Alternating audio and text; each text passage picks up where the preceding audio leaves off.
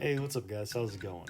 So the Super Nintendo, one of the greatest systems of all time. I think it's fair to say that this system has a top tier library. Of course, you got Super Mario World, Yoshi's Island, Donkey Kong Country 1, 2, and 3, F-Zero, Zelda Link to the Past, Super Metroid, all great 2D games. But believe it or not, a decent amount of those games landed on the Game Boy Advance.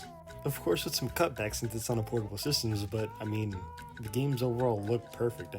Not to go on a side tangent about the Game Boy Advance, but that's another great system. You can't mention a game without Pokemon. Of course, you could watch cartoons with Game Boy Advance video, and I also believe a decent amount of the NES's library was ported to the Game Boy Advance. And plus, I think specs-wise that the Game Boy Advance is just a portable Super Nintendo. And plus even beyond that, don't even get me started with the Game Boy Advance SP with the backlight.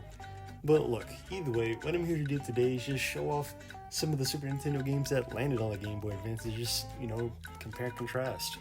Obviously, I'm not going to go too deep since these are all classic games, everybody knows them, but yeah, I guess let's get started.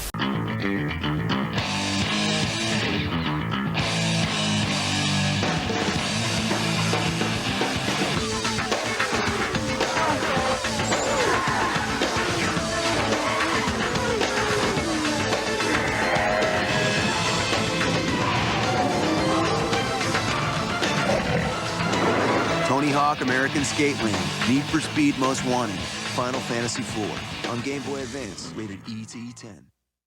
So, Donkey Kong Country, I believe you already know what it is by now. The Super Nintendo game is absolutely legendary. The Game Boy Advance game, same thing, just with a few cutbacks. Of course, graphics, a little oversaturated, a little blurry, but it's still the same old Donkey Kong, just on the Game Boy Advance. Now, one thing that I will put immediately over the Super Nintendo version is that on the Game Boy Advance game, you could save literally anywhere. You don't have to go to the candy save point, which in some levels is completely inconvenient. But on the GBA version, you could just save anywhere, and I find that very convenient, especially after the harder levels. Now, I think one thing we all know about the DKC games on the Super Nintendo is that it can be pretty difficult. I would say on the Game Boy Advance version, it's slightly more difficult because the controls on the Game Boy Advance version, I would say, are slightly more slipperier compared to the SNES's. With the Super Nintendo, your controls is a bit more tight and precise. With the Game Boy Advance, it's more loose, you could say.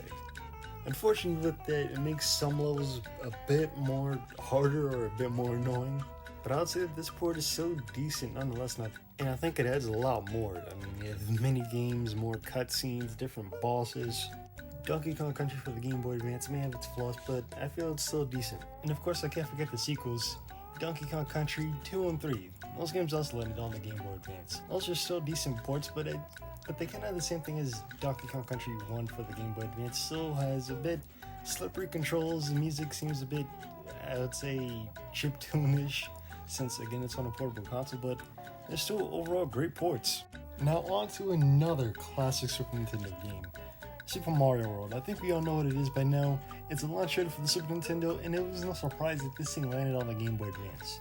Of course, it was a part of the Super Mario Advance series, which is technically its own thing, but that doesn't matter. It's still the same old Super Nintendo game, just on a portable console. Now, just like any other port, the sound design takes a bit of a hit, but it still has that charm to it. Everything still sounds the same, it still feels the same, it's just a little compressed.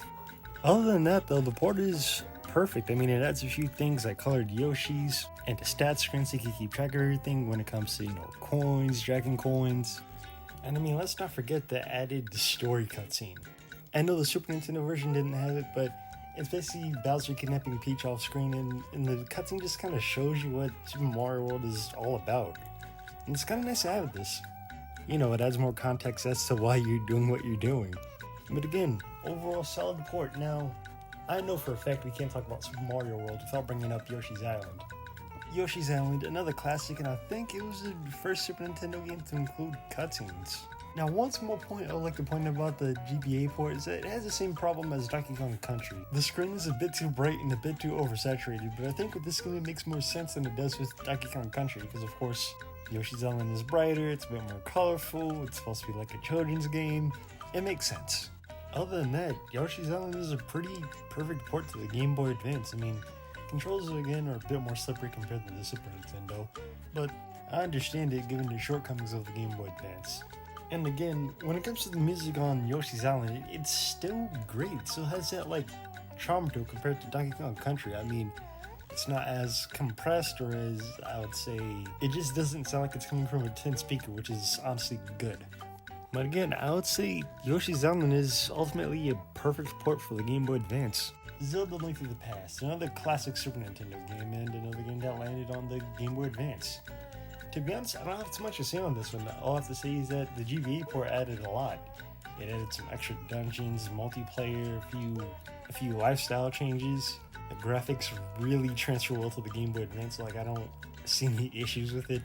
Sound design is great, like this is just a perfect port. Now before I wrap things up, I want to mention one more game, F-Zero GP Legends. Now I know F-Zero didn't officially land on the Game Boy Advance, but I feel like it's worth mentioning. I mean, these two games are both similar enough, so why not? Of course, the Super Nintendo tracks are in the game, and honestly, looks good for a Game Boy Advance game. Now, ladies and gents, that's most of the Super Nintendo games that landed on the Game Boy Advance, and I mean, let's not forget, there's a huge amount of Sega games that landed on the Game Boy Advance. Of course, you got Comic Zone, the bad, shitty part of Sonic the Hedgehog, Altered Beast. Shit, maybe I might make a video about that. I'm not quite sure, but either way, though, ladies and gents, if you want to, like, subscribe, do whatever you want to do, no rush, and tell me down below, what's your favorite Super Nintendo game or Game Boy Advance game? Tell me down in the comments, and I'll see you guys later. Peace.